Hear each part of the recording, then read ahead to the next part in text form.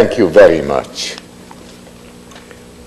Ladies and gentlemen, I would like to talk as briefly as possible about a number of new developments connected with this great and worrisome problem of nuclear energy. You know that early morning on the 26th of April, an explosion occurred in a nuclear reactor in Chernobyl, about 130 kilometers from Kiev.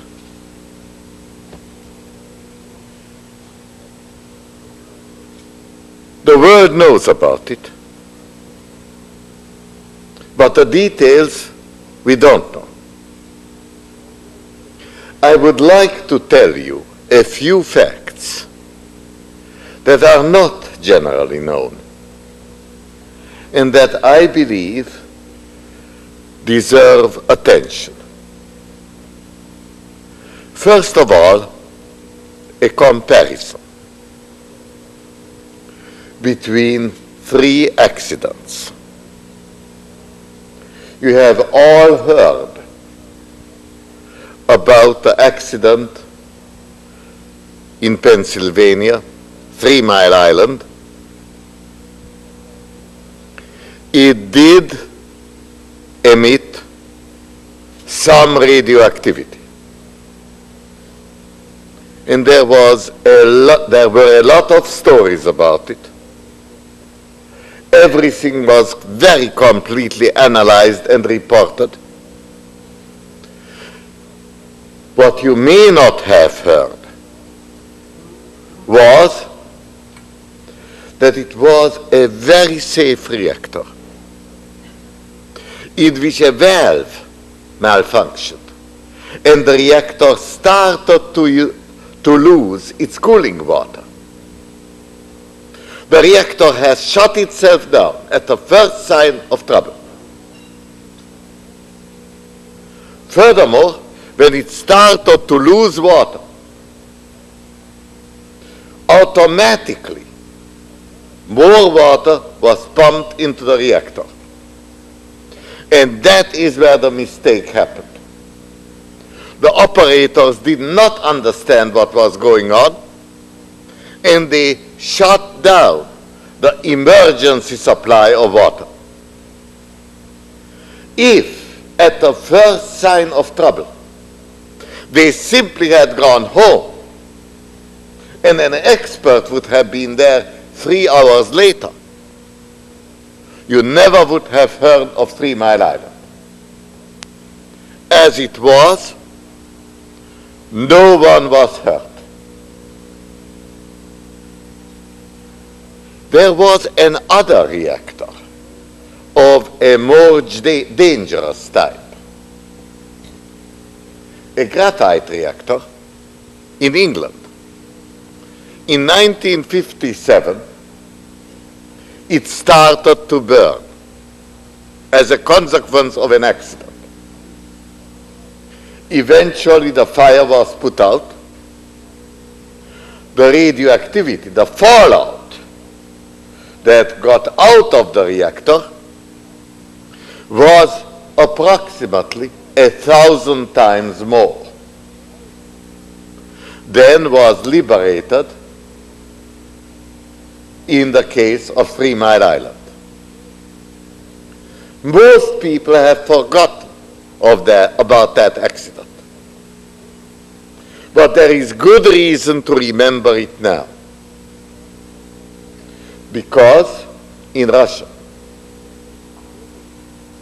the Chernobyl reactor was a water-cooled graphite reactor. And that type of reactor is dangerous.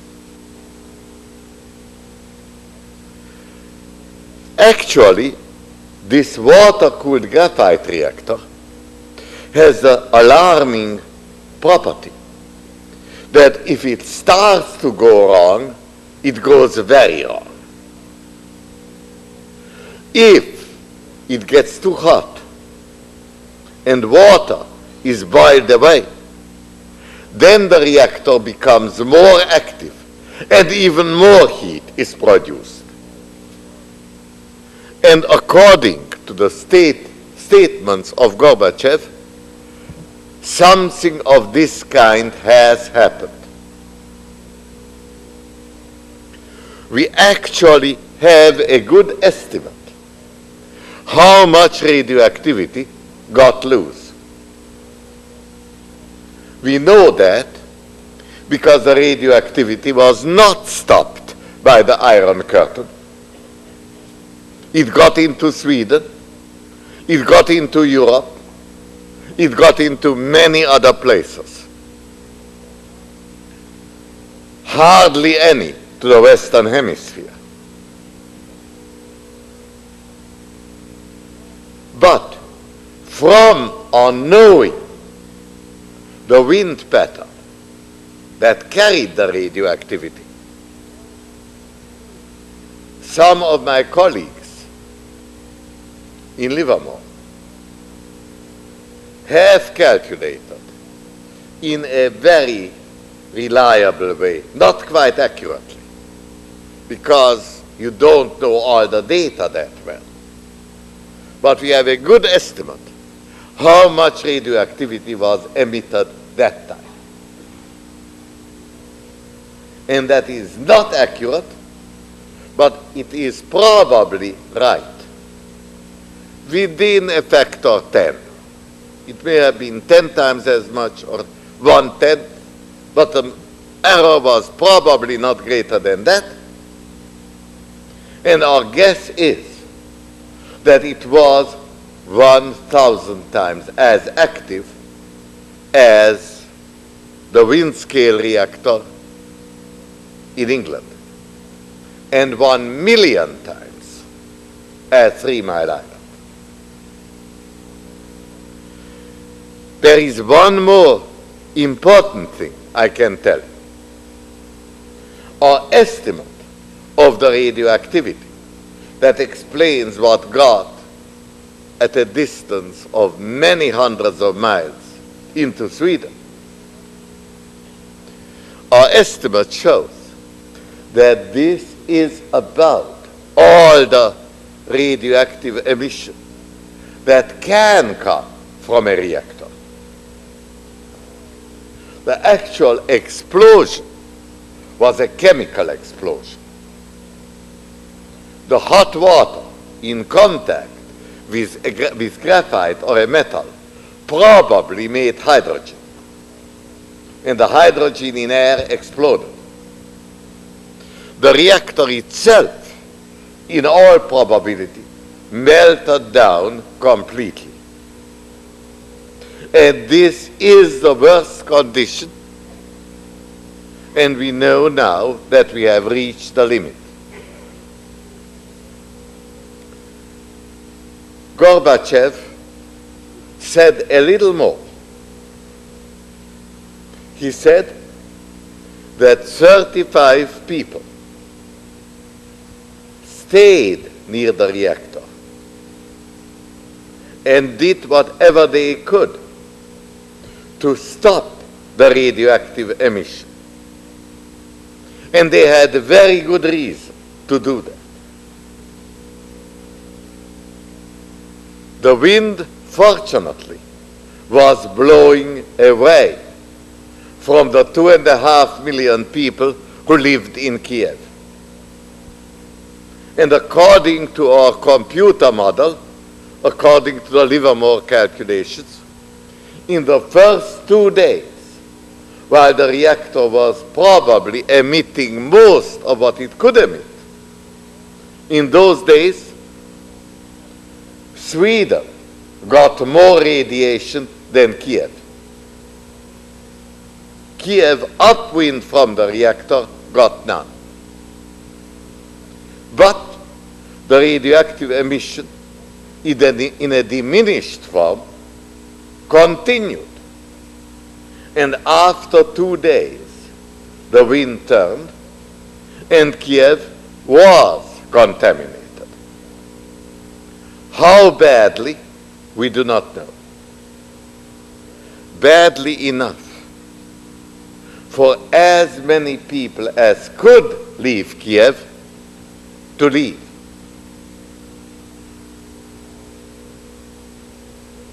What this will mean in the long run, we shall know if Gorbachev will do what he said he would do, if he would share with the world all the data of this biggest and unique accident.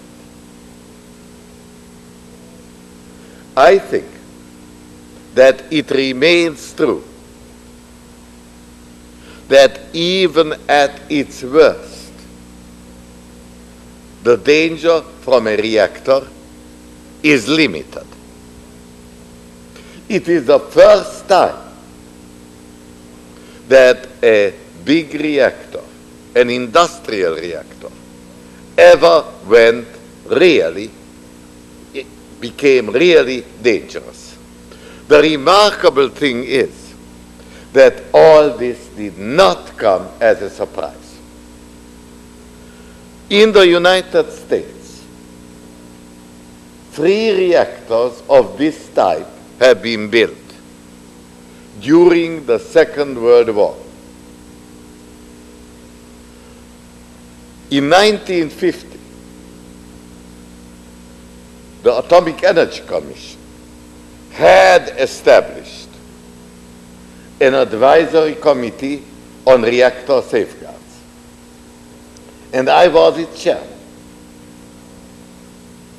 And we recommended that people should not be allowed to get within 5 miles of these reactors unless they had business there.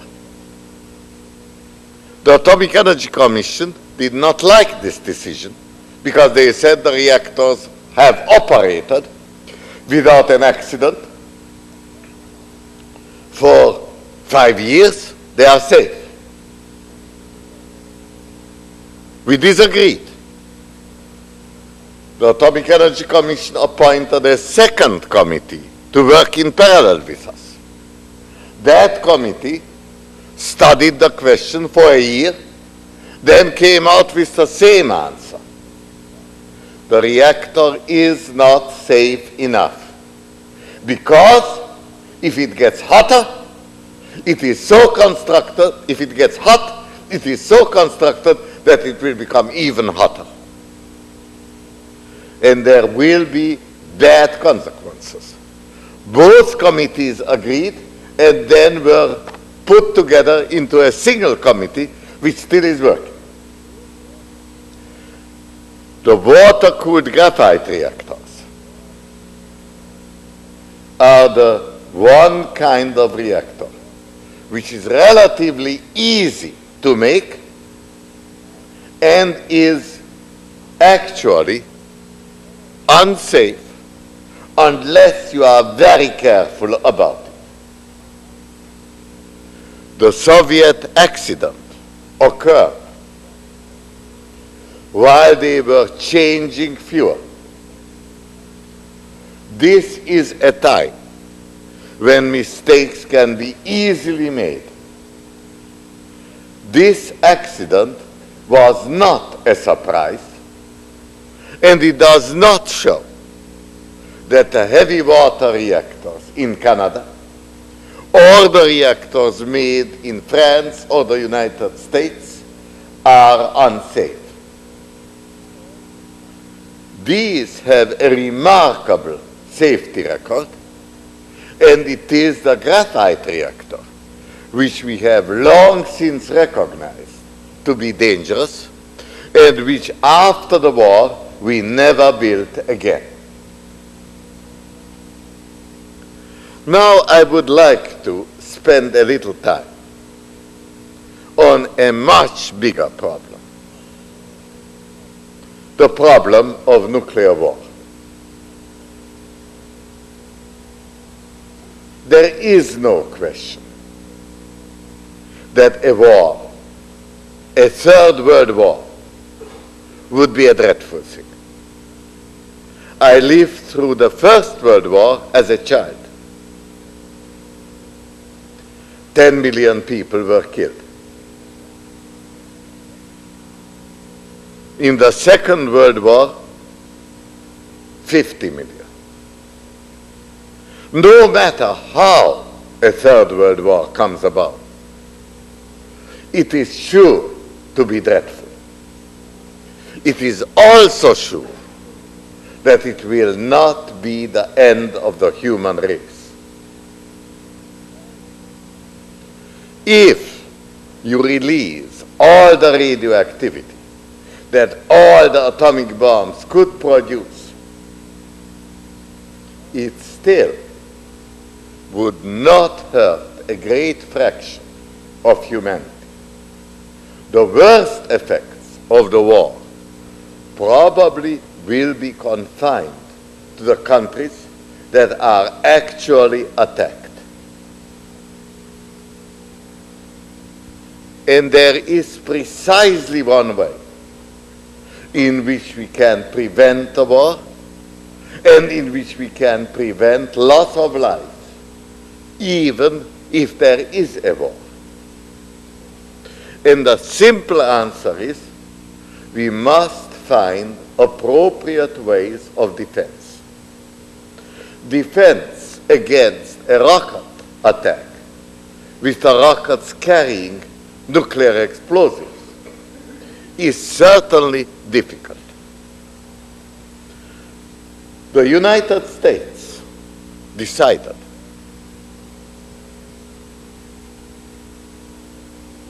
suggested that we should do something about strategic defense. We should find specifically ways how to defend ourselves and how to defend everybody against rockets. He did not say that this should be done by deploying defensive instruments in space. He just said, let us try defense. It is remarkable that the critics and the press immediately, within an hour, distorted the statement and pretended that this is a space defense. Space may play a role in it. Whether or not that will be effective, we don't know. What we do know is that defense against rockets is possible in all kinds of ways. And it is easiest to stop a rocket while it is still accelerating, because then it has fuel on board. And the burning of the fuel, if it goes a little wrong, it is apt to go very wrong. And the rocket just misfires completely. That is what happened in the accident that we had last December, when 7 astronauts were killed. Now what follows from this is that an accelerating rocket can be stopped easily, that if you deal with a short-range rocket, you can see it while it is still accelerating. It's not so far away, and therefore it will rise over the horizon while it still is vulnerable. And defense against short-range rockets is relatively easy, and that kind of defense is apt to come at the earliest time. One reason I am telling you about this is that there is a country in which all of us are interested and which is in acute danger. I am talking about Israel. The Israelis are fully aware of the fact that Syria got several hundred rockets from the Soviet Union. These are not rockets that carry nuclear explosives, but even without nuclear explosives, these rockets could do enormous damage in a small country like Israel. They could, for instance, stop mobilization in Israel. And therefore, the Israeli government and the people recognized that for them defense is absolutely necessary. Accordingly, less than a month ago, the Israelis signed an agreement with the United States to work on the Strategic Defense Initiative, SDI, and as a first step, work on the destruction of short-range rockets. In my visit from Israel, I just returned 2 days ago. In that visit, one of the things I tried to do, to talk with as many people as I could who are working on these defensive measures. I can even tell you what one good possibility is. It's not the only possibility. In the last 20 years, in the last 25 years,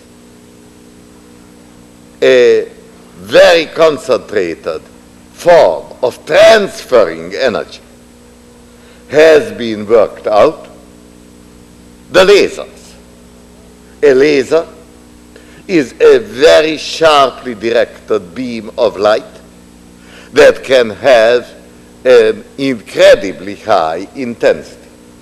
So high that whatever it hits, it's apt to evaporate, at least the surface. And then this evaporating surface acts like an explosive on the rest of the object that has been hit. There is good reason to believe that a rocket will be destroyed by such a beam, and an accelerating rocket will be easily destroyed. I want to say a word about the sharpness with which a laser can be aimed. The spread of the laser beam over a distance of 1,000 miles need not be greater than 5 feet. This is not a weapon of mass destruction. It is a weapon specifically adapted to defense. This weapon and weapons of similar property, of similar purpose, specifically constructed for defense, that is the work which is now undertaken in Israel and on which we in the United States are working as well. I hope that by giving you this example of the laser, I did not lead you to believe that this is all we are doing. We are doing a number of other things. The laser, in the early stage at any rate, is kept on the ground. There may be a mirror, a steerable mirror, that is shot up so that the laser light can go up and then be reflected from the mirror to hit the rocket, either while it's accelerating or possibly later. But that is one of the several possibilities, and that is as far as I would like to carry the argument. The point is simply this: technology that has made dangerous weapons is now beginning to produce defense against the delivery of these same weapons in a period in which knowledge and technical applications advance rapidly. The most dangerous thing to do is to remain ignorant. And what we advocate, working for SDI, is that we want to do research, we want to know what can be done and what cannot be done. I would now like to come to another facet of my recent visit in Israel.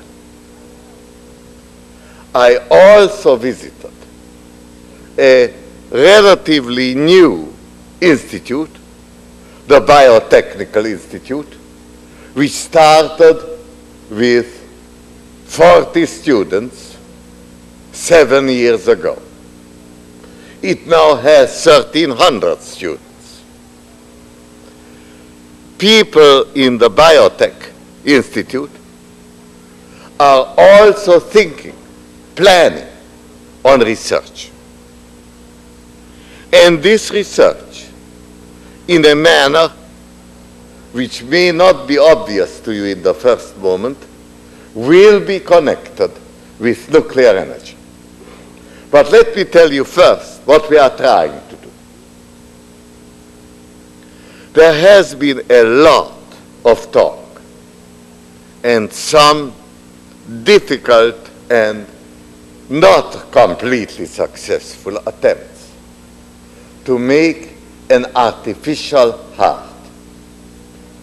This is an incredibly ambitious plan, and we are certainly far short of success.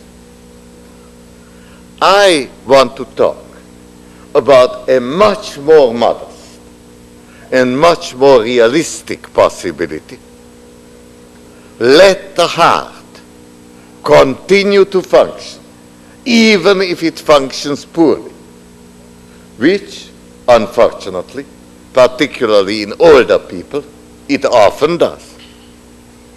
But let's put in a device to assist the heart. Actually, it is an implanted pump that takes blood from the heart through an artificial blood vessel and then puts that blood back into the major blood vessel that carries from the heart to the body, to the limbs, to all our organs, the blood and the nourishment that goes with the blood. What the pump does is to take the blood at a low pressure and puts it back at a higher pressure. And in this way, it performs the work or some of the work that the heart does. A pump that does not do the work of the heart, but half that work, or 1/3 that work, is almost certainly sufficient to help people whose heart is still working, but working inefficiently. Now the news is that a pump of this kind actually exists. Some friends of mine constructed such a heart, actually one that has the power to do all the work that the heart could ever be called upon to do. They furthermore put this device into hundreds of calves. And the calves thrived, no trouble. It also was tried on a few humans, only temporarily, and only in truly desperate cases. And not all of these survived, because it was used only on people who would have otherwise would have died with certainty. The problem now is how to make this device small enough so that there should be sufficient room for it right in the chest. I believe, in fact I'm convinced, that this can be done by being more modest about the amount of work we require from it. If it needs to do only 1/3 of the work of the heart, or a little more than that, then this could be done. And it is a practical certainty that a pump of this kind could be so constructed that it could be implanted right next to the heart, suspended from ribs, in fact, in part, instead of ribs that one has taken out. And plans of this type are advancing, and I have a high confidence. This is being done near Boston, and it is planned in the Biotech Institute as well. But while this would be planned not as a temporary device, but for a lifetime,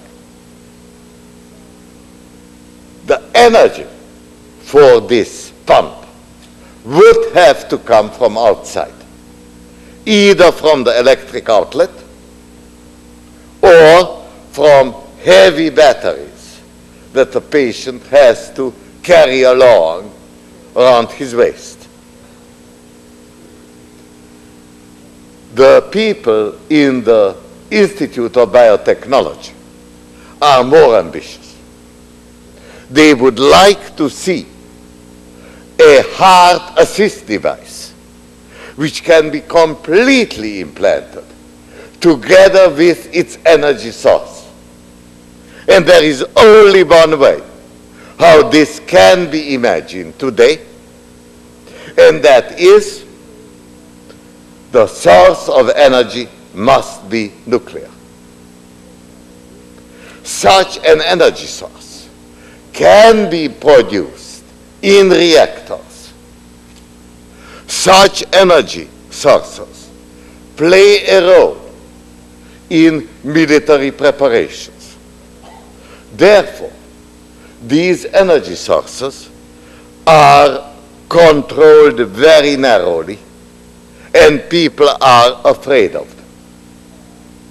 So much so that in the United States there is today no expectation that such a nuclear, completely implantable, permanent energy source will be ever accepted. Ben-Gurion has said that in Israel, if you don't believe in miracles, you are not a realist. The Israelis do think in a more daring, more optimistic way than most of us. All technical achievement. I don't say it can be done. I do say that it should be tried. And Israel is the natural place to try it. Now, I can give you a picture of nuclear energy. It can give electricity. It can lead to accidents. It can lead to war. And if it leads to war, the consequences, while not fatal for mankind, will be terrible. It can lead to the prolongation of life as well. And this is a point with which I am personally and intimately acquainted. Both my parents died at an old age. My father in his 80s. My mother in her 90s. Both of them died of heart failure, of a weak heart that was insufficient to provide the body with what it needed. That is heart failure. Both their lives could have been prolonged by a heart assist device and could have been prolonged in a healthy condition. There are no exceptions. There are countless old people who die of the same reason. Nuclear energy is a source of peculiar power. Power that can be used positively, or power that can be used to make great mischief. Any new power, in any sense of the word, will have these properties. And these properties mean that political conflict about this new power is inevitable. I am asking you to look at this new power not just as an object that you need to fear. It is also an object that you may hope for. Anything that is new and powerful will have its strong positive sides and its strong negative sides. And the two cannot be separated. And under these conditions, there is one thing that is certainly wrong, and that is to remain in ignorance. We should know the possibilities. That is what the Israelis are trying to do about defense in SDI. Look for the possibilities of rocket defense. That is what the Institute for Biotechnics is doing when it plans on research how to prolong human life, how to make experience gathered in a lifetime stay alive, stay active longer, not just live longer, but act longer. Thank you very much.